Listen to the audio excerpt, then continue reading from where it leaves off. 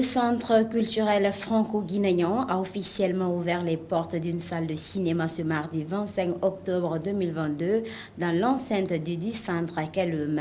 L'ouverture de cette salle cinématographique a pour objectif vendre non seulement l'image du cinéma franco-guinéen, mais aussi des autres pays à travers la diffusion.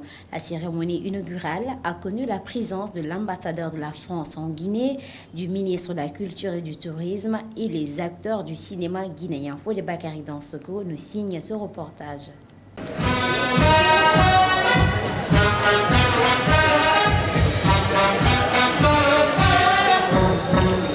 C'est au centre culturel franco-guinéen que les portes du cinéma ont été officiellement ouvertes ce mardi à Kaloum. Cette salle cinématographique va désormais mettre en lumière le cinéma africain, français et d'autres pays. L'ambassadeur de la France en Guinée revient sur l'historique de la collaboration entre la Guinée et la France dans le domaine cinématographique. C'est l'étape importante dans l'histoire de cet établissement culturel binational. Je ne sais pas si vous le savez, mais des centres de ce type en Afrique, c'est-à-dire mixtes, français mais aussi du pays d'accueil, du pays hôte, il y en a très peu. Et donc moi je me réjouis beaucoup en Guinée qu'on puisse s'appuyer sur un outil de cette importance qui a été inauguré en 1999 par deux présidents, le président Jacques Chirac et le président Lansana Conté. Vous savez que quand des présidents inaugurent quelque chose, on le sait très bien, nous les diplomates, ça veut dire que l'événement est particulier, qu'il a un relief un peu exceptionnel, et c'est surtout, si vous voulez, le fruit d'une volonté politique partagée de se doter d'un outil commun. Certains cinéastes et humoristes qui ont pris part à cette inauguration trouvent l'initiative salutaire. Le processus de la production d'un film, c'est une chaîne. Et l'un des maillons les plus importants, c'est la diffusion. Vous savez, quand il n'y a pas d'espace de diffusion, il y a quelque chose qui manque à la chaîne de la production.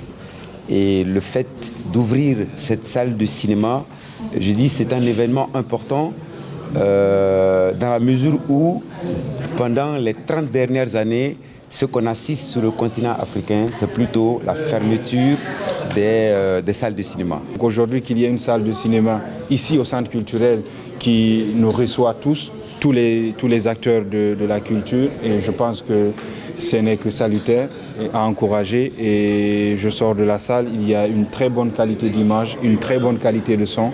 Je pense que l'ambiance est parfaite pour le cinéma. Alors c'est vraiment une grande émotion, comme je l'ai peut-être même trop montré au début, puisque c'était un défi, un gros défi à relever. C'est 1 an et demi de travail, des premières négociations, de trouver les financements. La technique aussi est complexe à mettre en place. Réorganisation de l'équipe, travail avec les partenaires, les diffuseurs, etc. C'est un nouveau métier pour nous. Le ministre de la Culture et du Tourisme, pour sa part, a mis l'occasion à profit pour rendre hommage à tous les pionniers du cinéma guinéen. Je voudrais profiter de cette occasion pour rendre un vibrant hommage aux pionniers qui ont inscrit dans la filmographie guinéenne des œuvres majeures. J'ai envie de citer parmi tant d'autres Mamoudou Touré, qui a réalisé en 1953 Mouramani. Bien avant, Il va pleuvoir sur Conakry de Cheikh Fatamadi Kamara. Il y a aussi Cheikh Doucouré avec Bako, etc. J'invite les cinéastes et le public à promouvoir cet espace et à se mobiliser pour en faire un lieu vivant.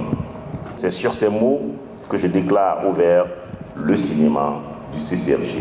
Cette salle cinématographique est le fruit du partenariat qui existe entre la Guinée et la France.